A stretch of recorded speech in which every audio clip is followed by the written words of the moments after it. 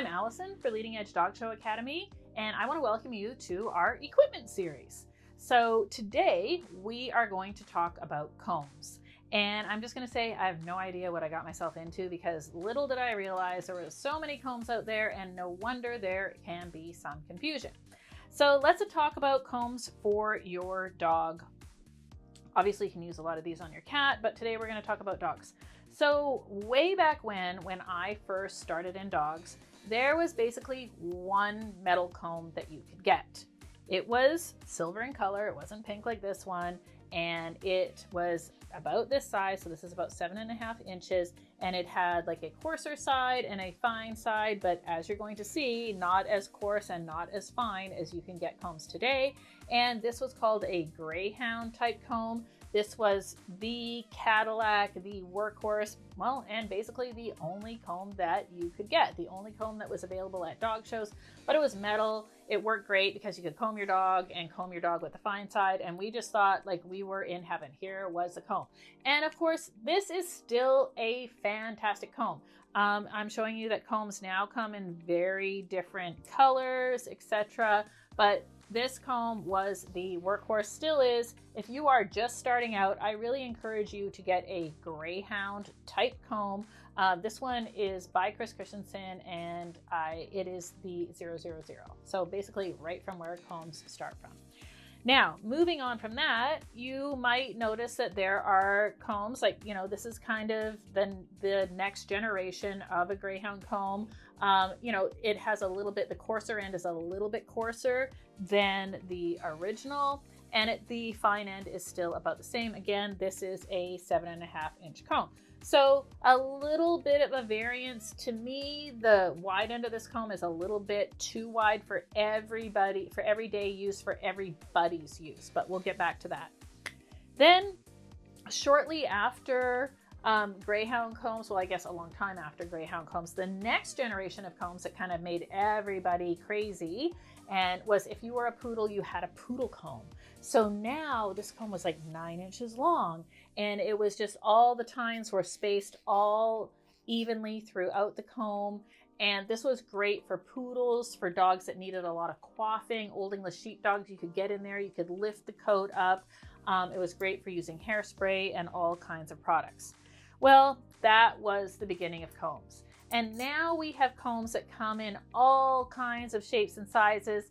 And obviously a lot of them can be used for the same task or the same technique. But if you really narrow down what comb you like and how you want to use it, you can really get combs that really help you do your job a little bit quicker, a little bit better, maybe cause a little bit less hand fatigue. So let's move into some of those combs.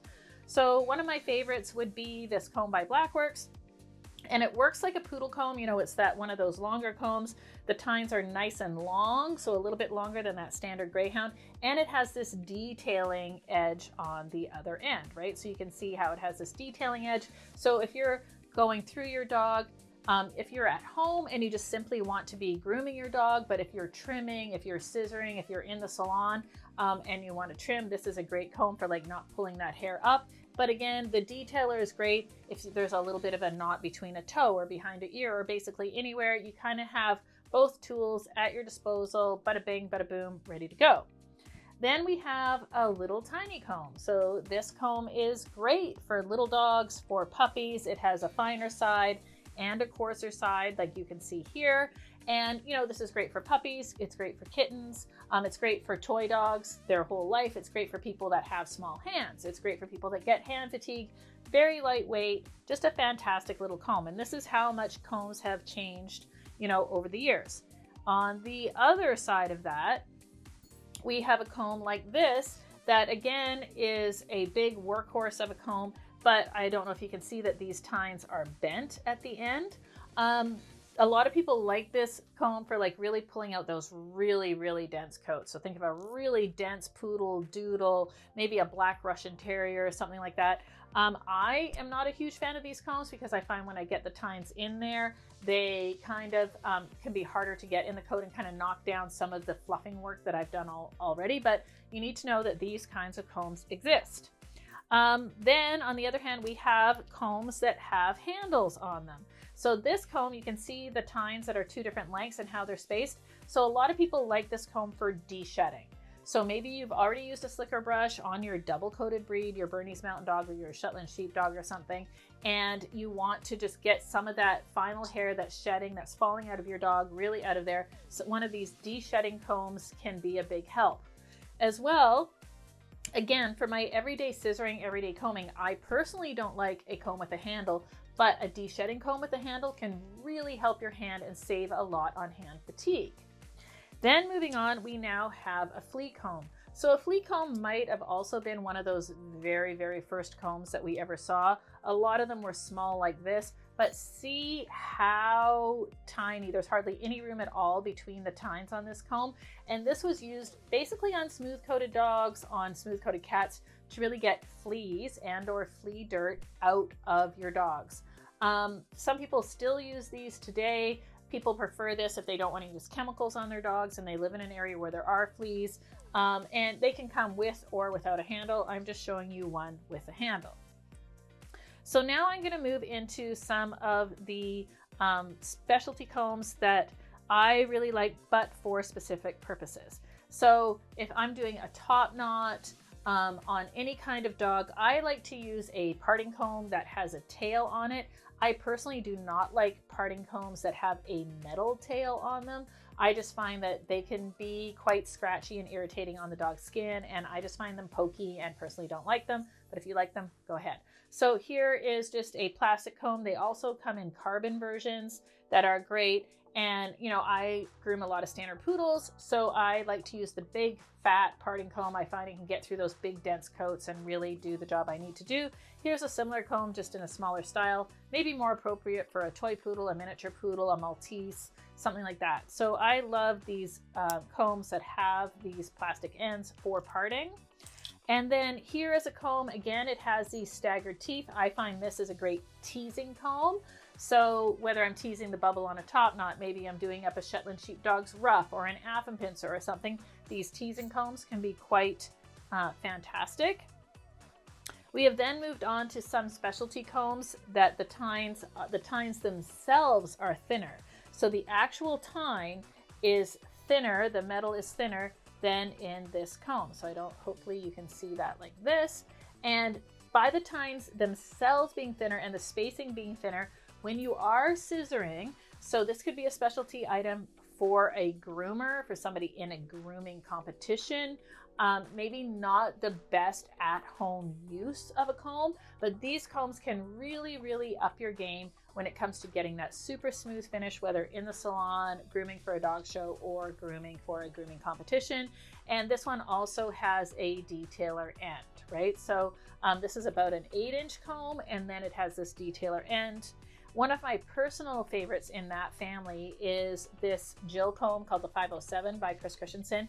Again, the tines themselves are quite skinny. And what I like about this comb is that you get that super detailed part, but because the ends are staggered, when you are scissoring, you don't have to be as careful. You're not knocking that hair back down as you're pulling it up to scissor. So this is a great comb. I also love this comb for top knots, for spraying up poodles, because I think you get a very beautiful fine finish to it. But because it's not as densely tined as, say, this comb, then the hairspray isn't building up as quickly on the ends of my comb. So who knew that there was this many combs for dogs available out there? And again, this is just a smattering of what's out there. Like, this is literally the combs that I could pull out in 5 minutes out of my grooming station. So what are you going to do, right? So if you're a salon groomer, if you're a competition groomer, somebody that goes to dog shows, you know, you might have a case to have all of these combs, just like I do, right? But what if you're watching our video and you are just starting out and you are just trying to figure out, where do I start? There are too many choices. I don't know what to do. I'm going to tell you to go to the tried and true, the original Greyhound type comb at Chris Christensen. We call this the 000. It does come in, you know, chrome. It also comes in colors, but, you know, chrome is fantastic. And this will do everything you need to do on any breed at any time, anywhere. This comb can de-shed, it can spray up a poodle, it can comb out a doodle, it can help your Bernese Mountain Dog, it can do something to your German Shepherd, unless you have a truly smooth-coated dog. So I'm talking a French Bulldog, a Boxer, a Pointer, a Basenji. Unless you have one of those, you need a comb, and this would be the comb that I would send you to.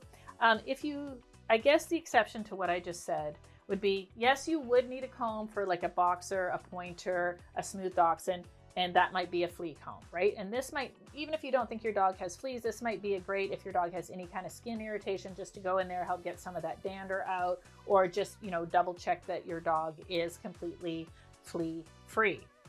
So I hope that this helped kind of like explain to you what combs are at least out there for you to try, and what you might need if you're very, very beginning, you're just trying to sort through it and figure out what you need. Again, I would send you to buy one of those original type combs, originally known as a Greyhound, and this is kind of what it would look like. So I hope that helps sort out the whole array of combs that are available out there for you and your dog. Hope that helps. Hi guys, thanks for joining us on another video in our equipment series. Like we said, there is a lot of equipment here that we need to cover. So if we haven't yet hit the piece of equipment that you're yearning to learn about, let us know in the comments below and we will add it to our very next one. As well, don't forget to like and subscribe, because then you won't miss out on a video that maybe you've requested or something that you want to know about.